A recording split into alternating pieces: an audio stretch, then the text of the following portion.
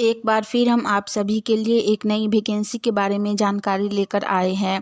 यह वैकेंसी बिहार विकास मित्र के लिए निकाली गई है। हम इस वैकेंसी से जुड़ी apply date, age limit, application fee, post details, education qualification, pay scales, इन सभी के बारे में पूरी जानकारी देंगे। तो अगर आप भी बिहार विकास मित्र के लिए फॉर्म अप्लाई करना चाहते हैं तो जानकारी को ध्यानपूर्वक सुनिए और वीडियो में लास्ट तक बने रहिए ताकि फॉर्म अप्लाई करते टाइम आपसे कोई भी मिस्टेक ना हो। चलिए जानते हैं सबसे पहले इस वैकेंसी से जुड़ी अप्लाई डेट के बारे में। जिनको भी इस वैकेंसी के लिए फॉर्म अप्लाई करना है वो लोग 29 दिसंबर 2023 से लेकर 5 जनवरी 2023 के बीच में कभी भी इस वैकेंसी के लिए फॉर्म अप्लाई कर सकते हैं। उसके बाद है फॉर्म अप्लाई करते हैं तो मेधा सूची में नाम कब तक आ जाएगा। तो आपका फॉर्म अप्लाई करने के कुछ ही दिन बाद यानी कि 6 जनवरी 2024 को मेधा सूची में नाम भी जारी कर दी जाएगी। यानी कि फॉर्म 5 जनवरी तक होगा अप्लाई और 6 जनवरी को मेधा सूची में नाम भी जारी कर दिया जाएगा। उसके बाद मेधा सूची में जो नाम जारी किया जाता है उसमें अगर आपको कोई समस्या लगती है तो उसके निवारण के लिए 6 जनवरी से लेकर 11 जनवरी के बीच में आप ठीक करवा सकते हैं। उसके बाद है अंतिम मेधा सूची यानी कि चयन सूची का प्रकाशन यानी कि रिजल्ट, वो 15 जनवरी 2024 को जारी कर दी जाएगी।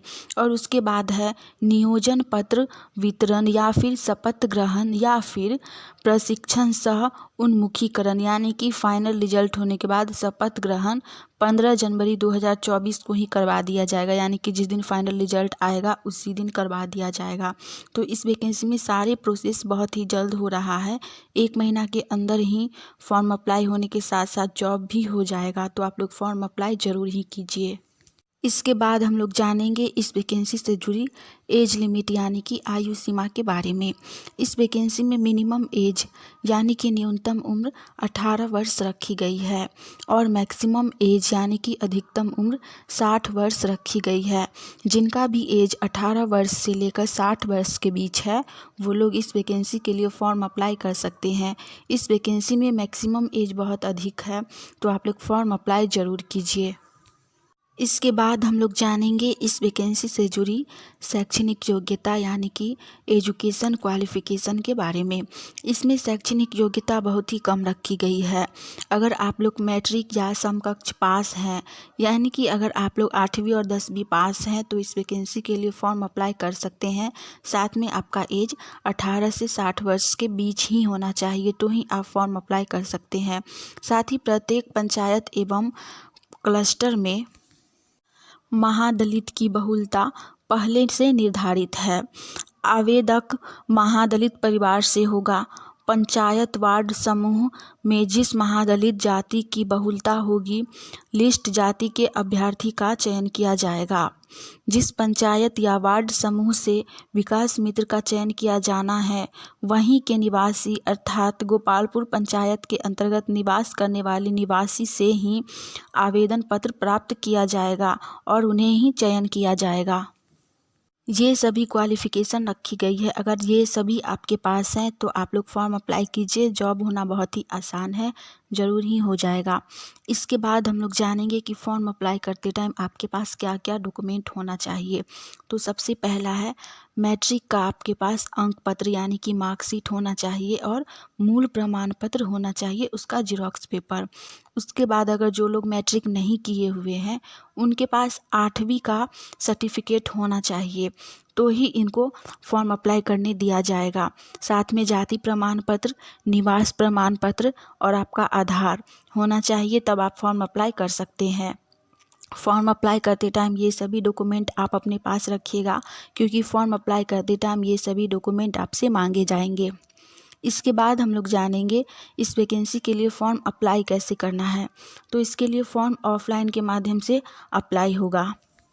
इसके लिए आपको सबसे पहले इसके ऑफिशियल वेबसाइट पर जाना होगा। इसका वेबसाइट का नाम है mahadalitmission.org ये इसका ऑफिशियल वेबसाइट है। आप इस वेबसाइट पर जाइए और यहाँ से फॉर्म को डाउनलोड कीजिए और फिर उसको प्रिंट करवा लीजिए।